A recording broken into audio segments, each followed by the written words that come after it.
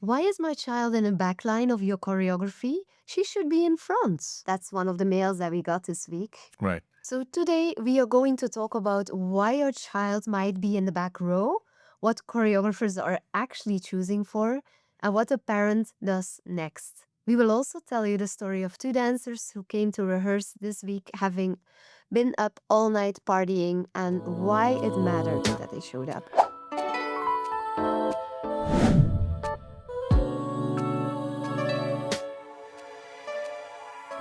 So please subscribe and ring the bell. Every week, we'll share a new conversation on raising dancers and the questions parents most want answered. If there's a question you would like us to cover, please leave it in the comments. And now, back to the episode.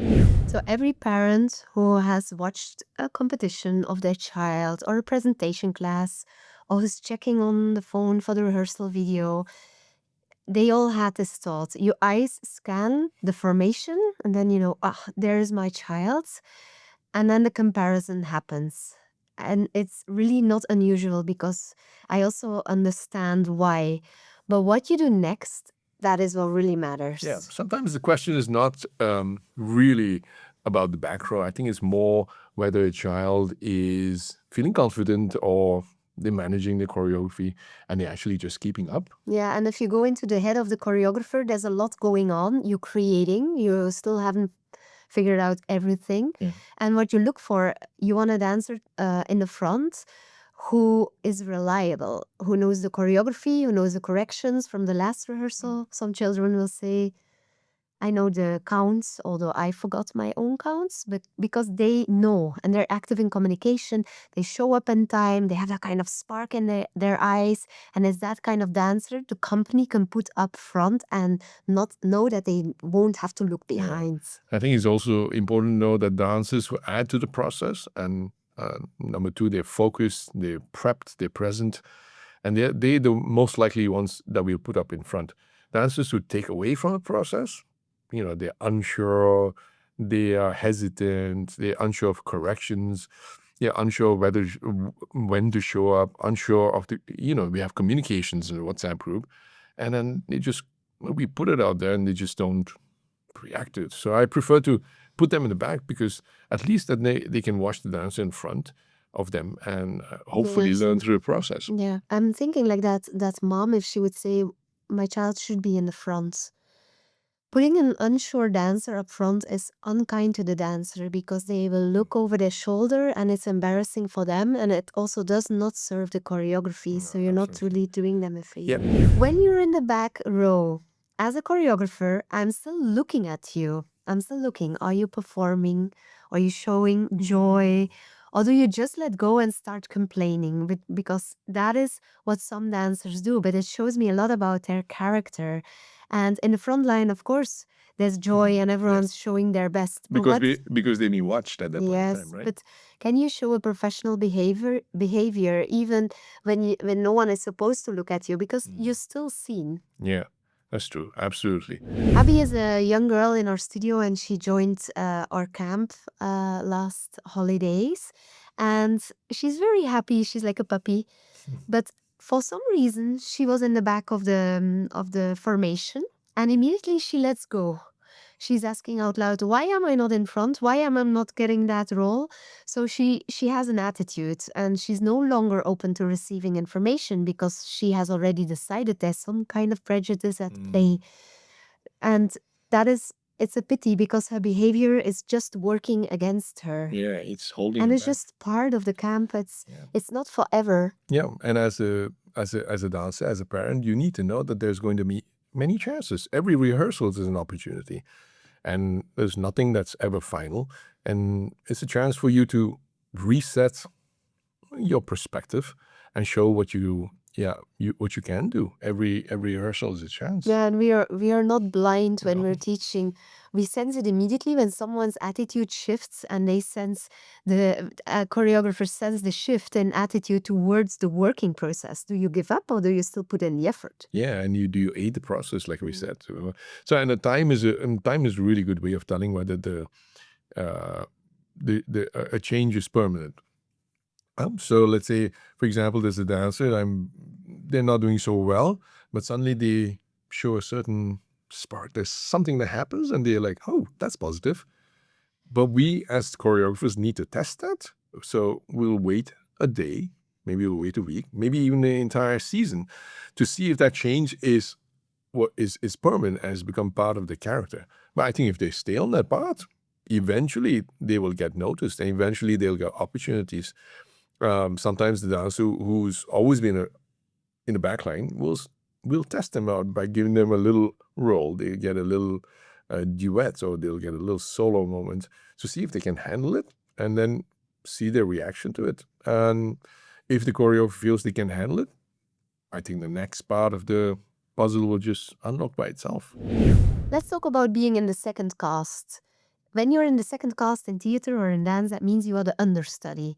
And it doesn't mean you're less of a performer. It's just that the company knows that they can rely on you. Yeah. And when you watch a company rehearsal, the way the second cast is performing and sending out energy, you can already sense, oh, one day this one is going to be first cast, because they work hard and they know this stuff, Right. even when they're not in the favorite position that they would wish for. Exactly. And choreographers are always looking for the next star in making. And if for any reason, and there's an injury or an illness, and the first cast performer is not able to show up, the second cast has to step in. And this is the best opportunity you can ever have as a dancer to show what you can do. But you put in the work. You've been in the rehearsal process. You've been listening to the direction, the corrections, and you know what is important to the choreography. You also have studied the character thoroughly because you've been shadowing the main performer. And so come that day, and I really hope that for anyone, that's your moment to shine, but you've put in the work. However, there's some people who are understudy and they are so dedicated and so disciplined and they're rehearsing on the sides all the time. And I'm thinking in my next production, I might give that dancer a chance. You know what? I think in the back of their heads, they know I'm probably not going to get an opportunity to perform this, but they're just so curious. They're so interested in that role that they're just practicing and they're just putting it in. And quite honestly, it's being noticed. I think it's also being humble enough to deal with it. I'm not first cast, but I do whatever I can to make my second cast the best possible. Yeah. So there's a dancer with us, and her name is Jane, and she dances in one of her competition teams. And her mother got in touch with me, and she said, "You're halfway through your choreography now, and I've noticed that my daughter Jane is in the back line. She's one of your older dancers, and she's been there the longest, and yet she's in the back. And while some of the younger dancers have a special role in the choreography." So she asked me, "Why is my child in the back? Is this going to change? I'm worried she'll stay there." And I told her honestly, look, in class, her dancer did not look like she had a lot of self-esteem. She seemed worried. She kept checking on the other dancers, and she's looking sideways during the choreography. And of course, I want a dancer in the front line who is really sure of the piece, and to protect that dancer, the people around her, and the choreography itself. And the mom said to me, "Yeah, but at home she's really confident." So I answered, "I am sure she is, but that is not what I see in class. The choreography is still in the making, so I cannot guarantee that she will end up in front. And it depends on what the dancers give me in class and whether they're ready for it." So really, a choreography is never finished until we go on the stage. Yeah, everything can still change. This is a perfect opportunity to tell you about these two dancers that we have prepping for our recital. That's about in 2 weeks, by the way. No stress. And it's just, and this is what they said to me.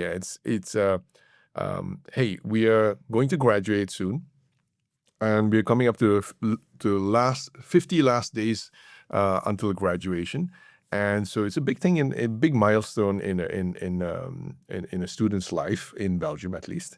And so what they do is they prep a choreography, and then they'll go out with their teachers and have dinner somewhere. And then they'll hang out at a bar, have a drink somewhere, Yeah, and it's probably called the sleep 50 over it's the called 50 days. The 50 days, there's a countdown. And it actually is the whole week, but it builds up towards the end of the week. Right. And at the end of the week, they just stay up late, and they'll probably sleep over, get a couple of hours of shut eye. And then what's really cool is that the city will organize a huge breakfast party starting at 6 o'clock in the morning in the main town square. and there'll be a DJ on set. There'll be a stage. They'll have breakfast, muffins and croissants and chocolate milk and stuff like that. And then they still have to go to school, and he'll spend the whole day in school.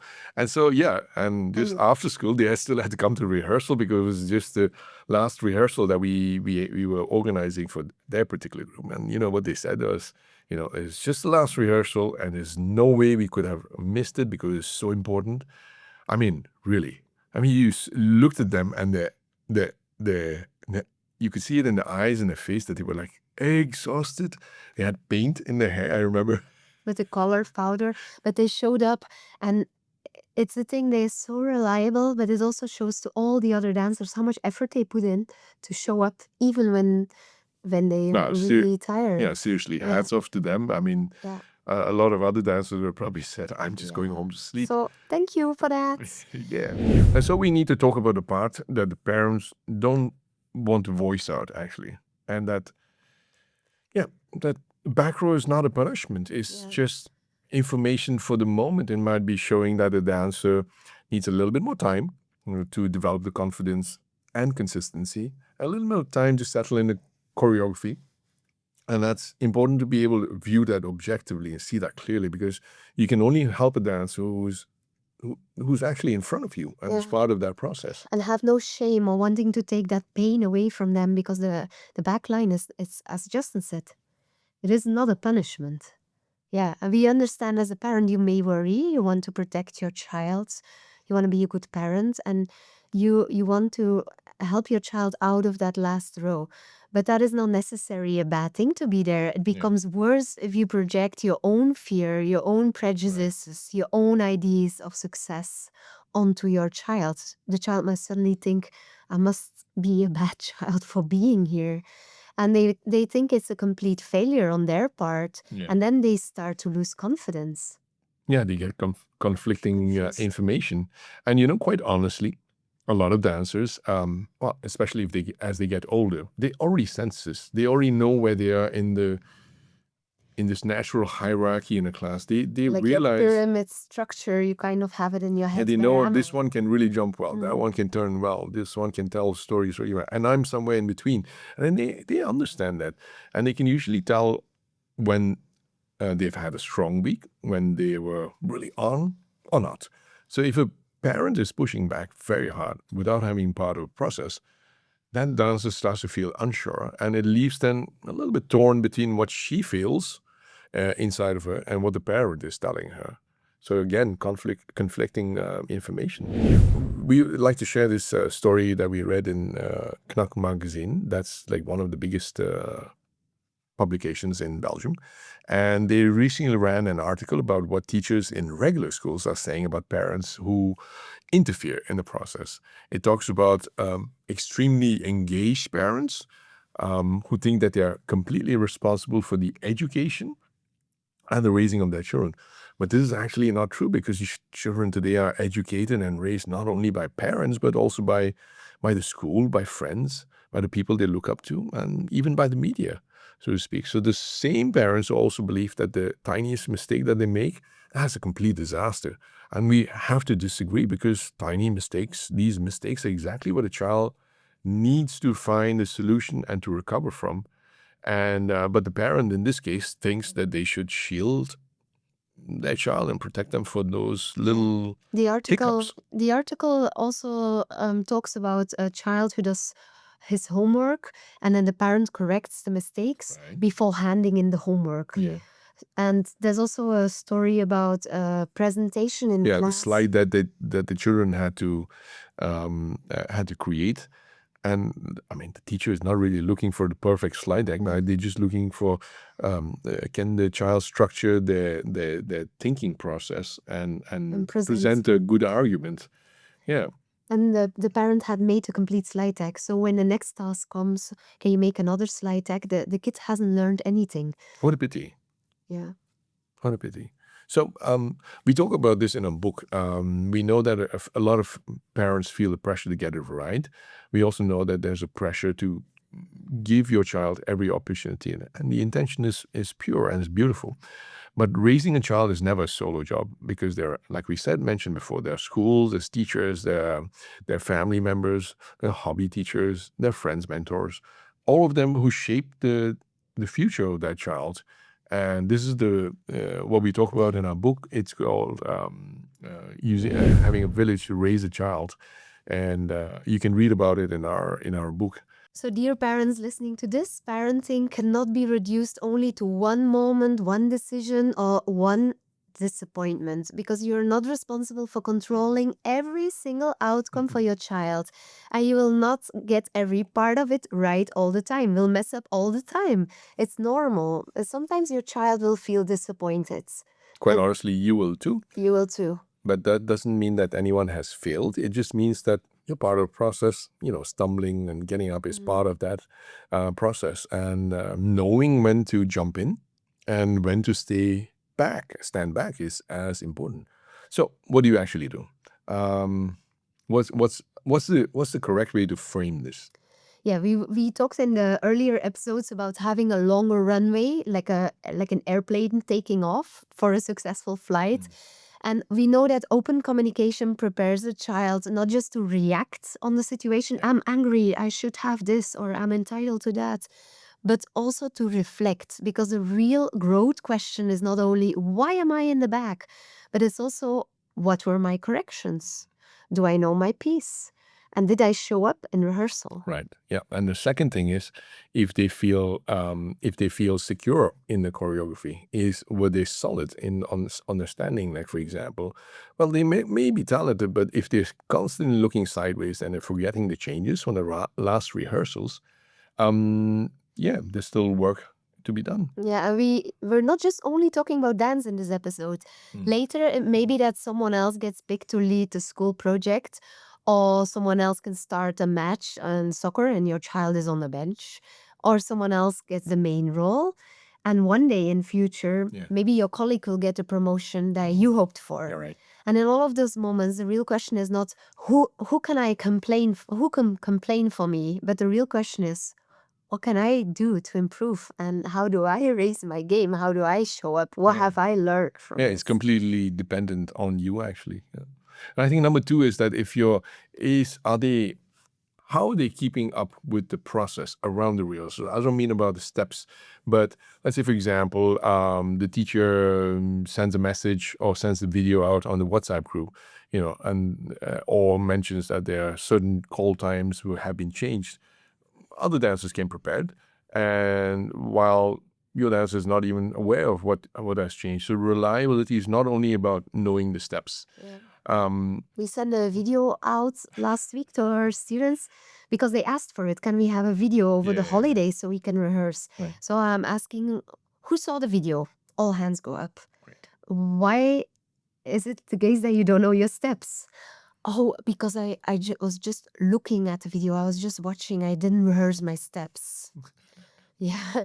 So if the rehearsal video was sent to help you prepare, but you arrived still not knowing the steps, the message was received, but the responsibility was not there. Yeah.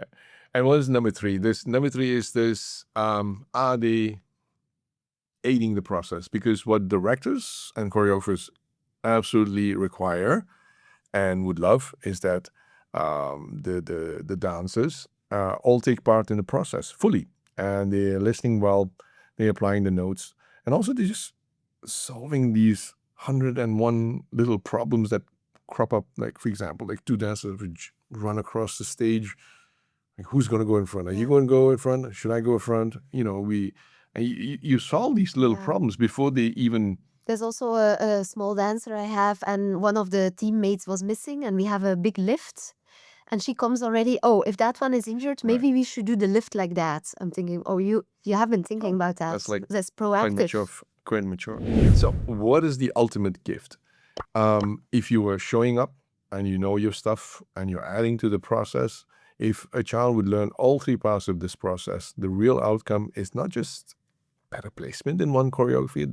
The real outcome is that they become self-aware, they become coachable, reliable, and resilient. Resilient being super important. and is the kind of person, people trust with bigger opportunities in dance and in life, quite honestly. So we hope you enjoyed this one, and we hope to see you in the next one. See you in the next one. Bye.